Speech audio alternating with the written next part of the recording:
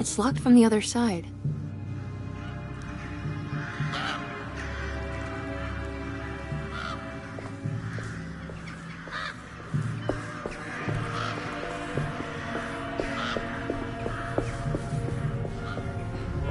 I don't know where to go.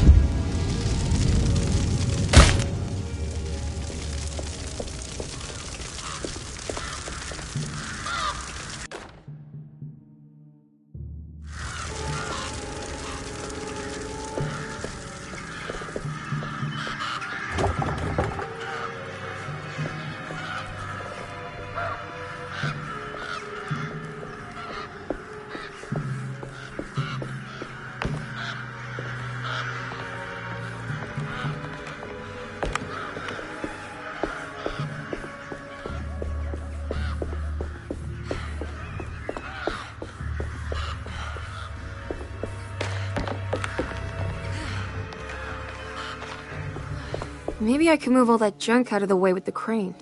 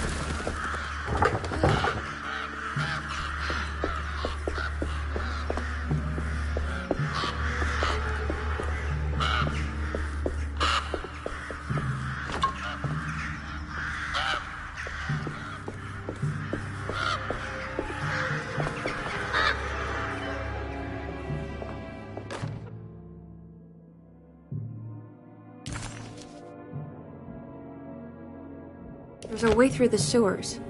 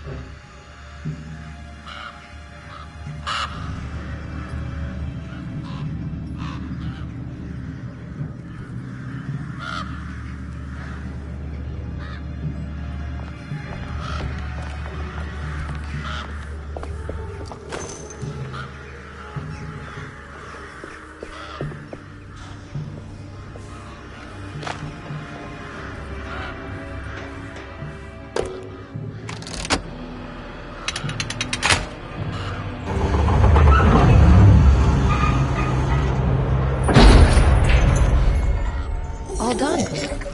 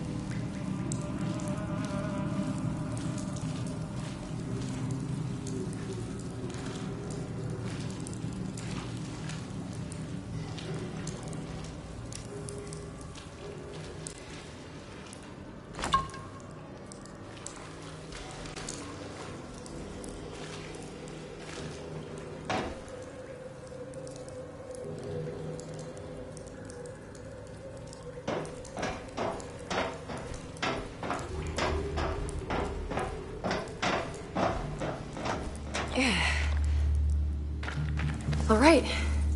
I made it inside the warehouse. Now let's find that address.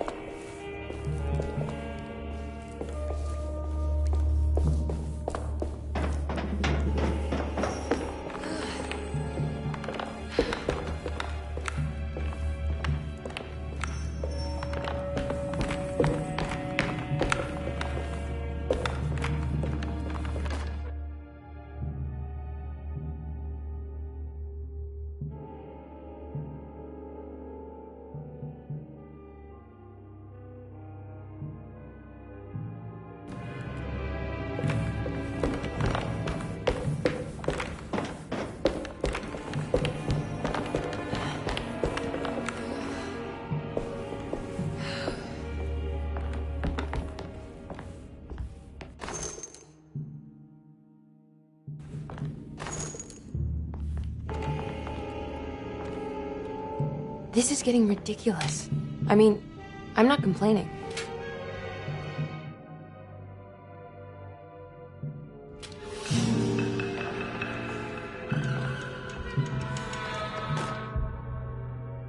Our ship was raided while in dock. All of his things were recovered, but blood was shed.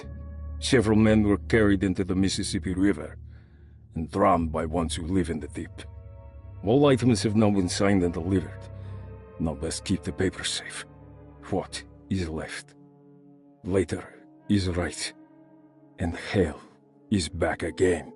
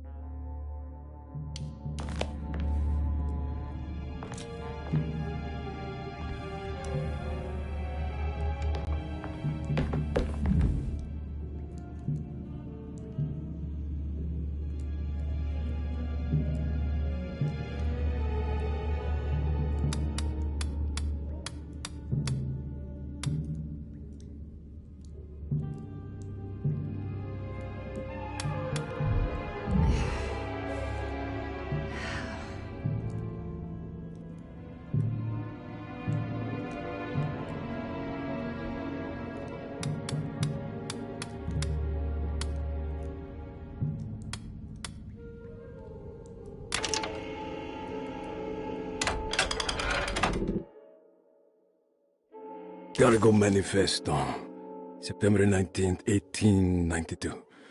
Breck Shipping Company delivered 4 steamer trunks, 1 Egyptian sarcophagus, and a large wooden crate belonging to the showman called the Black Pharaoh, performing at K18th Street.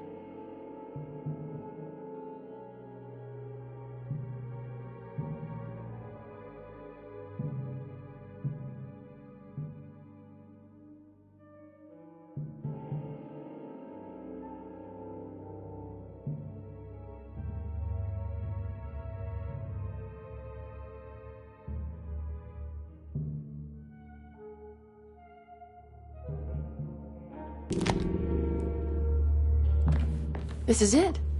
The address to the theater where Jeremy first met the Dark Man.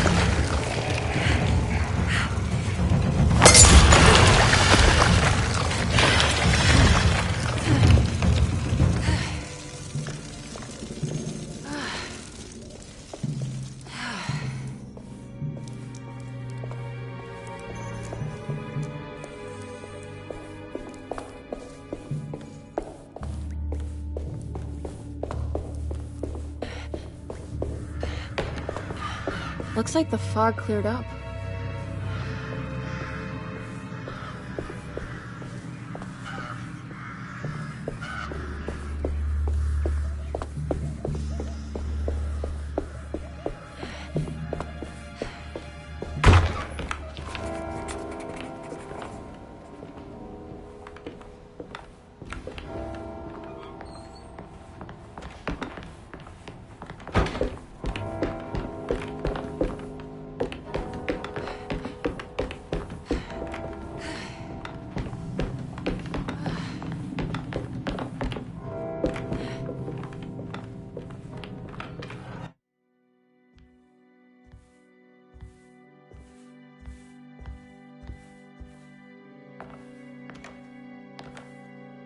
You shouldn't have come.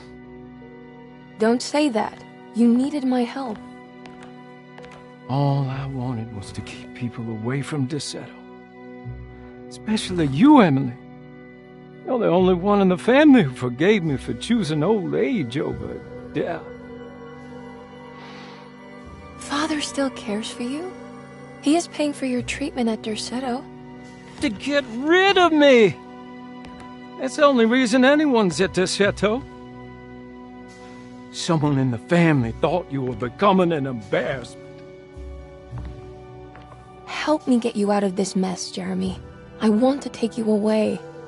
Your father would send me right back. What if I take you up north, to Kingsport? I know Mother still has family up there. I've been thinking about going for a while now. I haven't been to Massachusetts in years. I still paint from memory, you know. That old lighthouse makes for a great motif. Your father and I would go almost every summer. Then when our great-uncle died, we stopped going back. What is there to be done about the Dark Man? He's the one holding you back, right? You feel like you can't leave without paying your debt to him. The Dark Man has been with me since I was 12 years old. He was standing right on that stage right over there. For a brief moment, his gaze held mine. And that was it. I recognized him for what he was. The Heartwood curse embodied in flesh. I thought it was my turn. But I was only there to be mocked. Instead, his attention moved on to my father sitting next to me. I turned to him and saw his face. The whitest shade of pale I've ever seen. He bit off his tongue that night and suffocated. What can be done, Jeremy? Please. There's a way. 2 ways to be exact. One worse than the other. A written contract, now buried inside his sunken temple. Don't you remember what it said? I don't want to. Try, Jeremy. What did the contract say? No, we can't. We can't let New Orleans suffer that blight. I have to make this sacrifice. What are you talking about? Is this the thing from the bayou? Juan said something.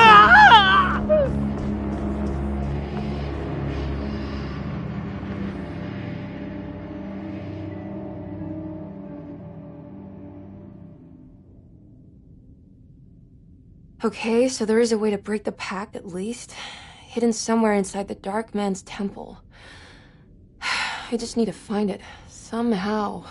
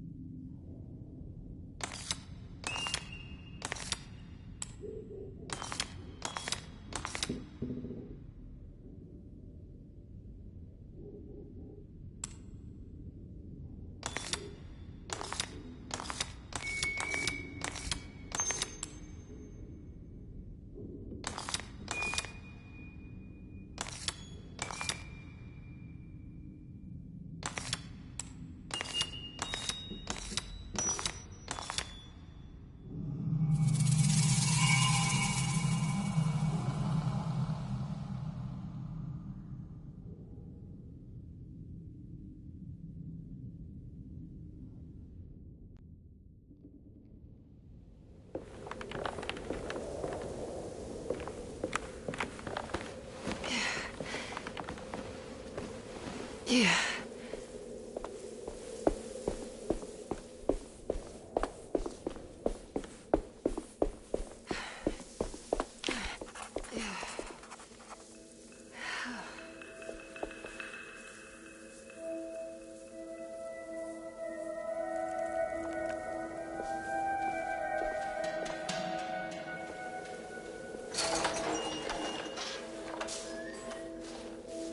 Whoa.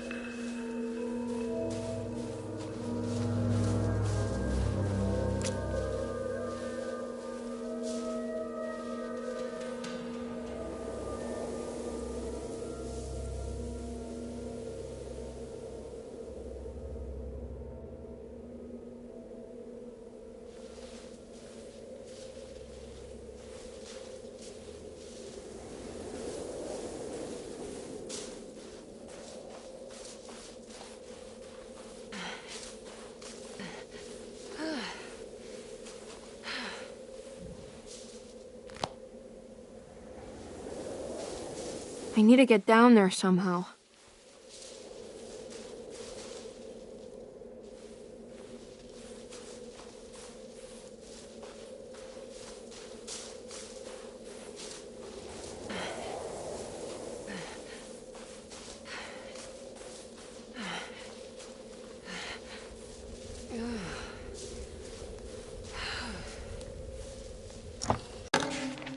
The Temple of Nephron-Ka lies under our camp.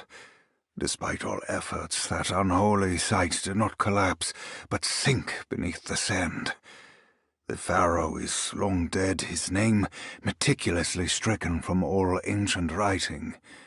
But that stage meant for blood and terror remains. The temple is said to be lightless, built to harbor all the haunters of the dark found in the very depths of our universe. Calling on the gods meant creating a bridge between our world and theirs. The terrible Aldebaran of Taurus, the Black Sun, was seen as the most important star in the night sky, because, according to the Kitab al-Azif, it was said to be the home of that crawling chaos known as Nyarlathotep. Through ancient mechanisms, it was said that the priests could open shafts channeling the light emitted by that strange stone called the Shining Trapezohedron. Several streams pooled together above the statue of that dark man would then be sent through space towards the Black Sun, a message to the gods. The gifts bestowed on the sender are completely undocumented, but often assumed to involve dark blood pacts, where souls are traded for malicious miracles.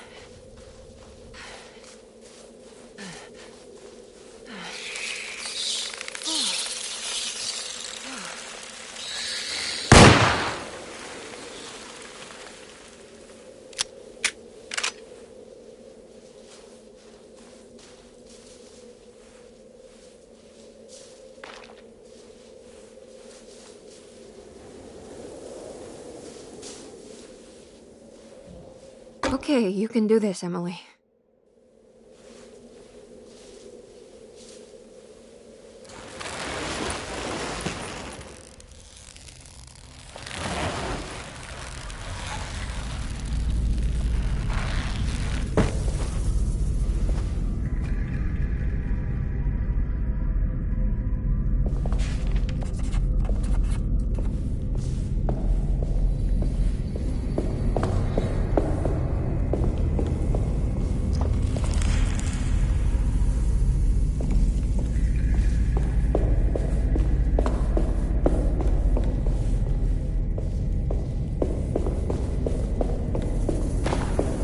Constellation Taurus. The big star is Aldebaran. It's something to do with the Dark Man. I've seen this in a dream, but as a shallow pit of darkness. This is definitely where the contract is hidden, but how do I get to it?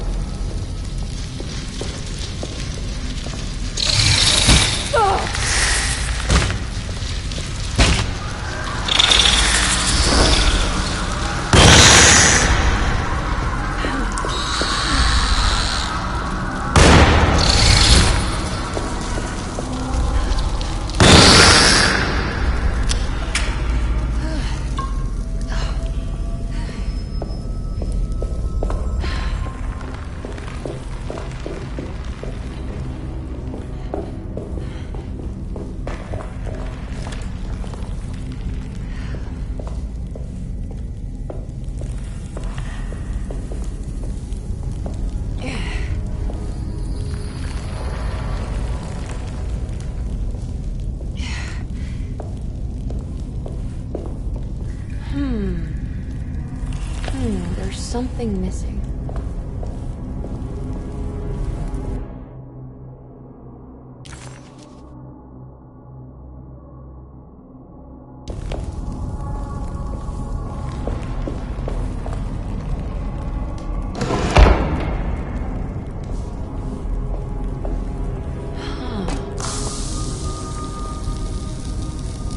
I think this one moves. It worked.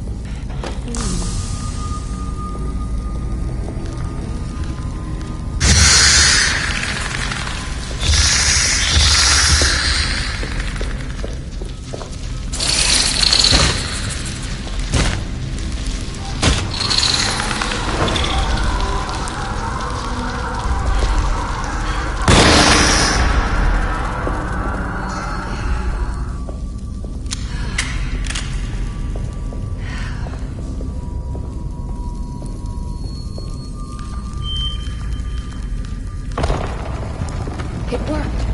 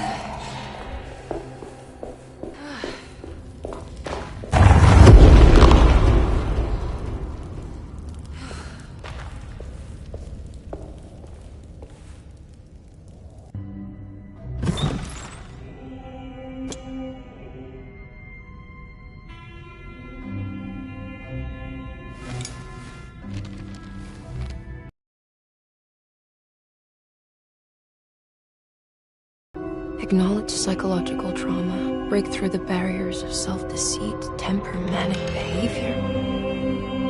Is this it? Is this the contract?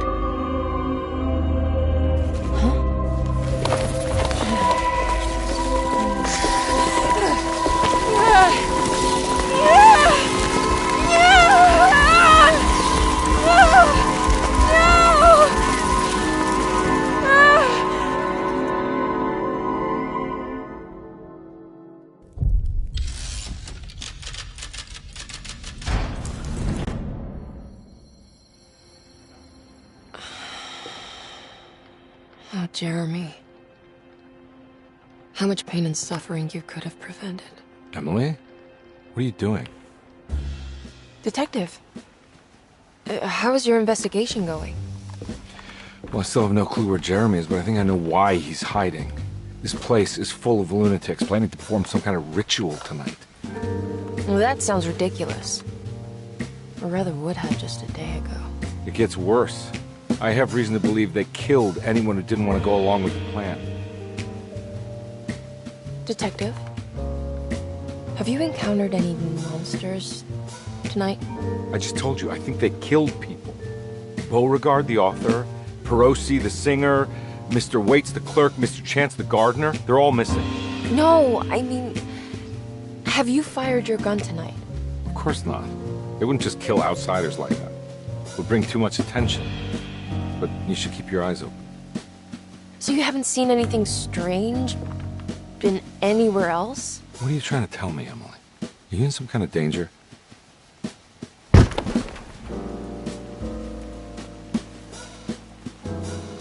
Let me drive you back to New Orleans. I think I have enough. You know, at least get the police to take a look at this case. No, I'm fine. Thank you, Detective. I'll find your uncle, Miss Harwood. Just stay out of trouble.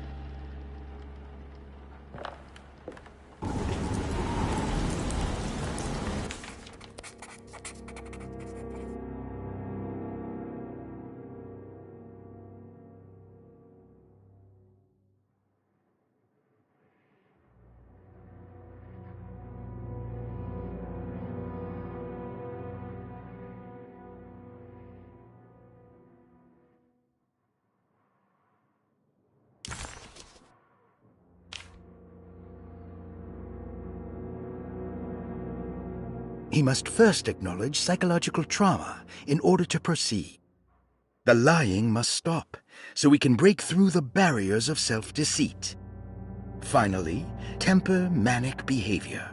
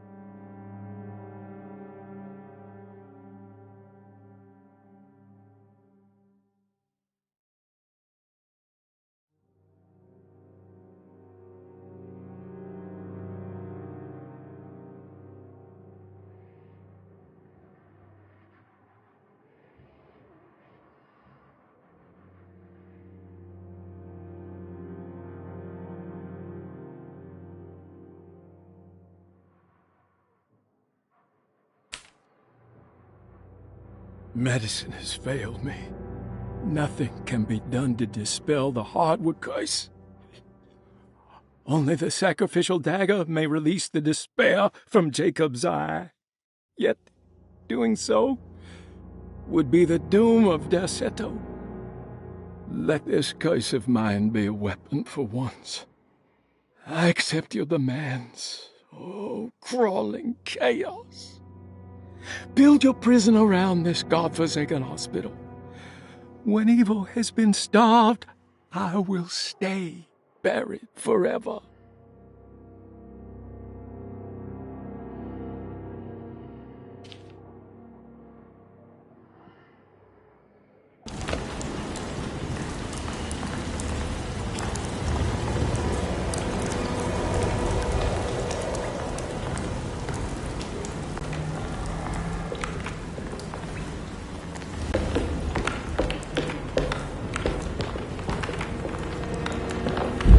It's getting rough out there.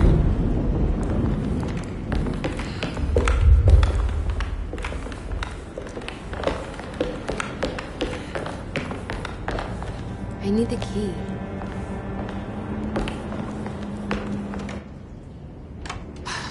If we could just get rid of Jeremy, everything will go back to normal.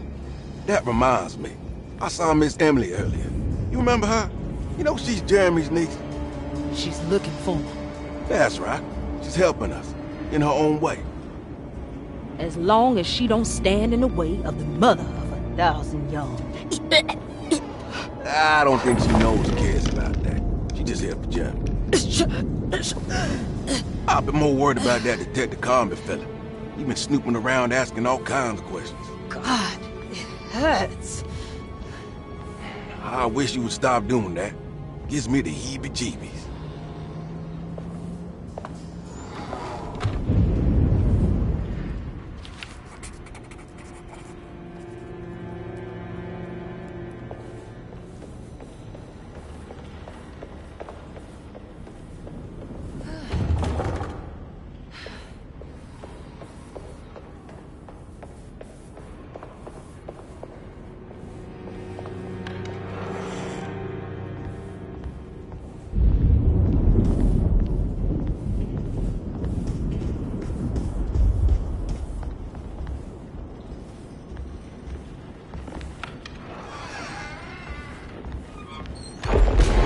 What is going on here?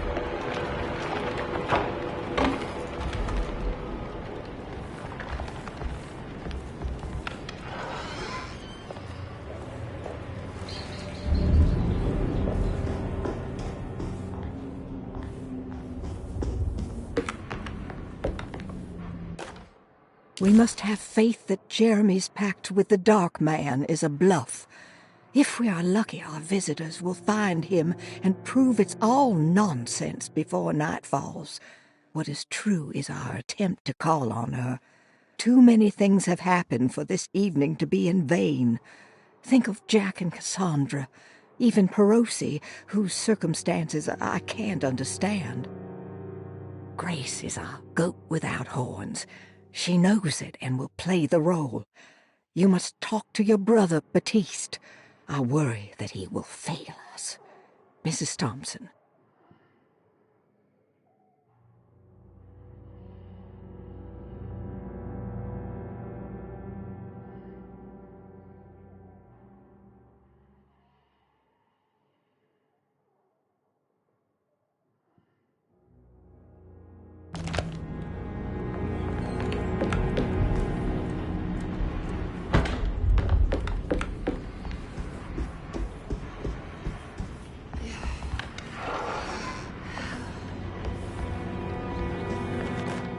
Lunacy and the Astarte Artist Colony, a monograph by Yael Klein.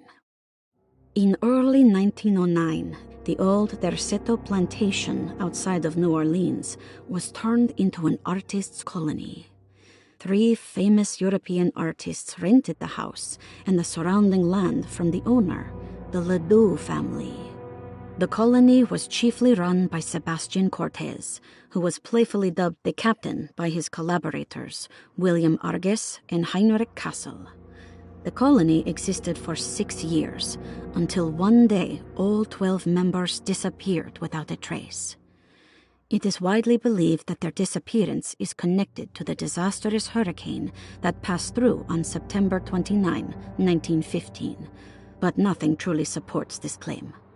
What is known is their frequent participation in New Orleans nightlife, their love for hosting parties, and their elaborate contributions to the Mardi Gras parades as the Pirates of Pontchartrain. Accounts of their lifestyle can be found in almost every gossip column. It can effectively be summed up as carefree and bohemian. In late June 1909, the name Astarte first appeared in the newspapers. Cortez said the name came to him as he was painting. There is never any claim to knowing about the ancient Phoenician fertility goddess with the same name before this time. His fellow colonist Heinrich Kassel did know, because he later produced sculptures that show clear references to ancient idols of the goddess. It's impossible to know for sure how this name suddenly made an appearance, but it is interesting because of Derceto's history.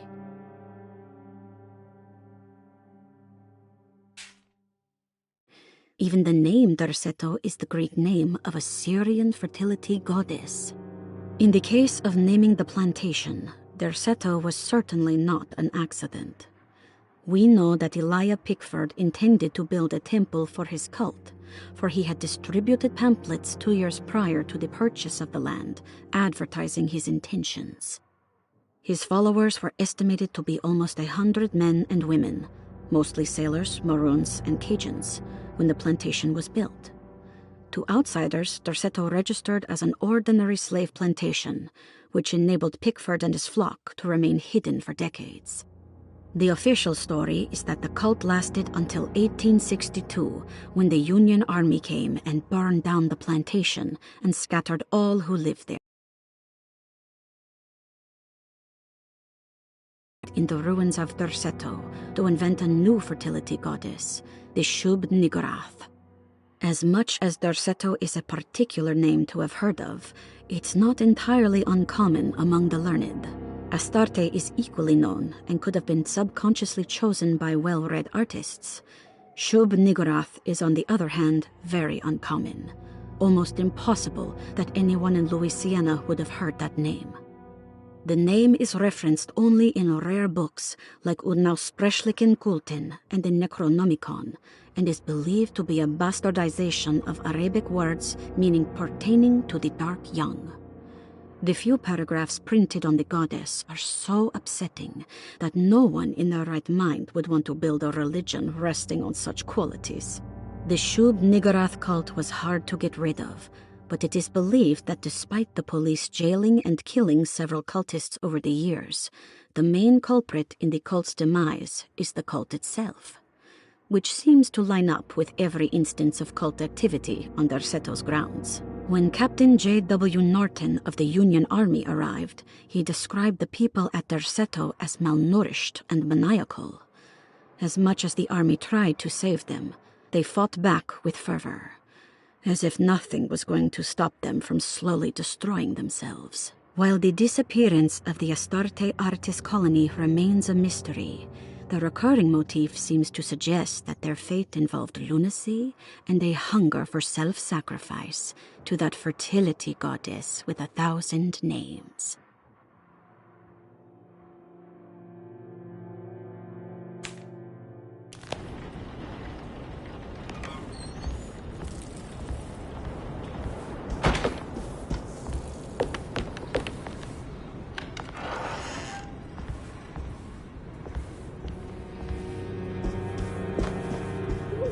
Low Edward is back there. He trusts me.